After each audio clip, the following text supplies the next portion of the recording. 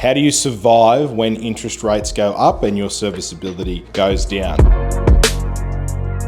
Hey guys, Justin Pickup back with another video for you today. Very, very good question. It's not really a one size fits all approach, but there's a couple of things that we can certainly review. First thing is speak to your broker. Have a look at your current structures, have a look at your financial scenario, review that, and then we can always play around with the scenarios of, do we get rid of a credit card? Do we get rid of a car loan? If you get a salary increase, if your rent goes up, all these different things we can play around with your numbers. So we've got it on file from last time. Doesn't take too much to make any adjustments and see what we look like. But if you haven't dealt with a broker before, be prepared to give them a full financial assessment, give them everything in its raw form, and then obviously your broker or ourselves will obviously help you with that to work out what's going to be the best way to structure your next move. So first thing, speak to your broker rather than spending all that time online trying to do it yourself. Second thing is reducing your liabilities. It's afterpay, car loans, HECS, credit cards, all that type of stuff. If you've got credit cards that have got all these limits and you're not using them, you can look to get rid of those or reduce those down. Maybe renegotiating any of your current liabilities, extending the terms out may reduce that repayment to potentially increase your lending. Next one is your lender's policies as well. So lenders require you to have a 3% buffer when you're going for a purchase, and that's how you've probably been assessed up until this point.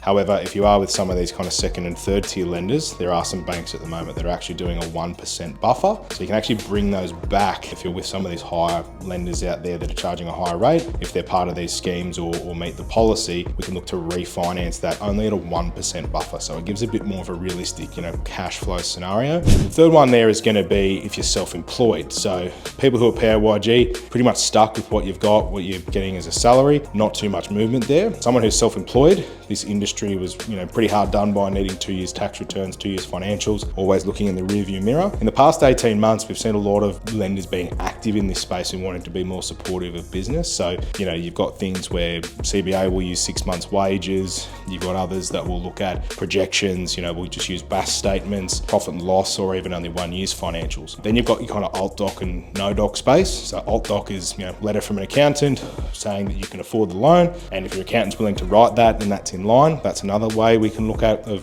avoiding, your general lending practices and the requirements. And then finally, you can go in the no doc space as well. Again, the risk for alt doc and no doc is on a sliding scale. So the more riskier it is, the more that's going to cost you. So that's something that if you want to turn on or turn off silent mode in your iPhone 13, take a look. It's very simple. We have to grab our smartphone. So yeah, getting to the end of the self-employed space, you've got a risk rating there that may work.